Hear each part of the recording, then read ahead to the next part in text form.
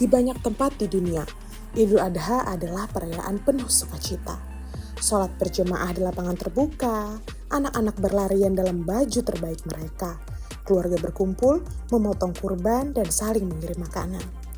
Tetapi, di Palestina, Idul Adha adalah hari yang sakral sekaligus hari yang sunyi. Hari di mana suara takbir harus berbagi ruang dengan suara drum. Hari di mana isak tangis anak-anak kadang lebih nyaring daripada tawa. Di Gaza, menjalani lebaran dalam penjara terbuka yang luasnya 365 km persegi. Wilayah sempit yang dihuni lebih dari 2 juta orang telah menjadi simbol penderitaan abadi. Blokade Israel yang sudah berlangsung sejak tahun 2007 membuat segalanya langka. Makanan, obat-obatan, listrik, air bersih, bahkan udara yang tenang. Ketika Idul Adha tiba, banyak keluarga tak bisa membeli hewan kurban. Maklum, harga 1 ekor kambing bisa setara dengan gaji 2 bulan, dan itu pun belum tentu tersedia. Mereka bergotong royong beberapa keluarga urunan membeli 1 kambing untuk dibagi 10 rumah. Relawan dari luar Palestina melalui lembaga-lembaga seperti Mercy, ACT, maupun organisasi internasional seperti UNRWA dan ICRC ikut mengirimkan bantuan hewan kurban melewati jalur Rafah yang sempit, berliku, dan rawan serangan. Tahun lalu, seorang pemuda di Rafah bernama Khalid menyembelih kambing pertamanya.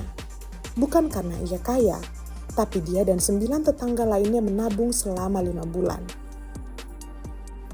Di balik semua ujian Allah Subhanahu wa Ta'ala tadi, anak-anak Palestina tumbuh dalam dunia yang tidak mereka pilih. Mereka tahu suara rudal seperti apa, mereka tahu kapan harus berlindung. Tapi saat Idul Adha, mereka berusaha tetap menjadi anak-anak. Mereka mengenakan pakaian terbaik yang seringkali bukan baru, tapi hanya bersih. Mereka bermain di antara puing rumah yang hancur, mereka menyanyikan lagu-lagu dan senandung sholawat Idul Adha. Bahkan saat langit di atas mereka tak pernah benar-benar aman. Di kamp pengungsian Jabalia, seorang anak perempuan bernama Amani berusia 8 tahun pernah berkata kepada wartawan Al Jazeera, "Aku ingin ayam goreng di hari lebaran, tapi mama bilang cukup doa saja dulu, mungkin tahun depan bisa makan ayam." Itu adalah Idul Adha setelah ayahnya gugur akibat serangan udara seminggu sebelumnya. Di tepi darat, suasana sedikit berbeda. Warga Palestina berbondong-bondong ingin sholat di Masjid Al-Aqsa, situs suci ketiga umat Islam. Tapi untuk sampai ke sana, mereka harus melewati banyak pos pemeriksaan Israel.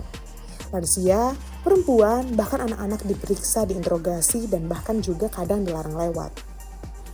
Idul Adha adalah hari pengorbanan, hari mengenang kesediaan Nabi Ibrahim mengorbankan anaknya Ismail demi taat kepada Allah Subhanahu wa Ta'ala. Namun di Palestina, pengorbanan adalah kenyataan yang tak pernah berhenti. Darah hewan kurban tumpah di halaman rumah, tapi jauh dari sana, darah manusia pun kerap mengalir akibat tembakan, serangan udara, atau konflik yang tak pernah usai. Selama 2 dekade terakhir, lebih dari 9.000 warga sipil Palestina tewas dalam konflik. Setiap tahun, sebagian dari mereka meninggal hanya beberapa hari sebelum atau sesudah Idul Adha. Tapi rakyat Palestina tidak pernah menyerah. Mereka tetap memasak hidangan sederhana, tetap membagi daging seadanya ke tetangga. Mereka tetap berpelukan selepas salat, meski sebagian tak tahu apakah masih bisa pulang atau tidak. Atau mungkin bahkan sebagian baru saja kehilangan anggota keluarganya. Takbir sebagai perlawanan di tanah yang dirampas, di langit rumah yang penuh ancaman, di rumah-rumah yang hanya tinggal peluit. Warga Palestina terus merayakan Idul Adha dengan takbir yang tak pernah padam, dengan pelukan yang tetap hangat meski penuh luka, dengan kurban yang tak pernah selalu berdaging tetapi bermakna. Bagi mereka, Idul Adha bukan tentang kemewahan, tapi tentang bertahan, tentang menegaskan bahwa iman tidak bisa dijajah, bahwa pengharapan tidak bisa dihancurkan, dan bahwa takbir adalah bentuk paling murni dari perlawanan yang damai.